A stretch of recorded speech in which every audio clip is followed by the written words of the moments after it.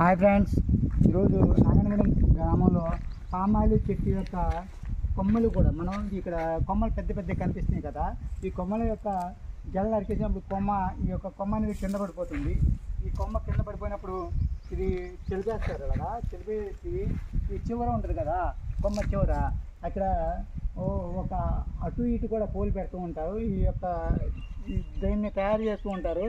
ఇలా తయారు చేస్తూ ఉన్న కొమ్మను ప్రతి దానికి కూడా ఇలా నికేసి ఇలా పెడతారు. ఇలా పెట్టిన తర్వాత ఇదొక్క ఎండిపోతూ ఉంటుంది అన్నమాట. ఎండిపోయిన తర్వాత దీన్ని అరటి చెట్టు గెల ఉంటుంది కదా, ఆ గెల పడుకోకుండా ఎంతో సపోర్ట్గా ఉన్నాయి. ఈ పామాయిల్ కొమ్మలు ఇలా నరకడం వల్ల కూలీలు కూడా చాలామంది పెరగడం జరుగుతుంది. ఈ పామాయిల్ ఇలాగా చేయడం వల్ల అనేక కుటుంబాలు కూడా ఆర్థికంగా కూడా బలపరచడానికి మనం సంతోషిస్తున్నాము. మనం ఇప్పుడు అరటి తోటలోకి ప్రవేశిస్తున్నాము. ఇదే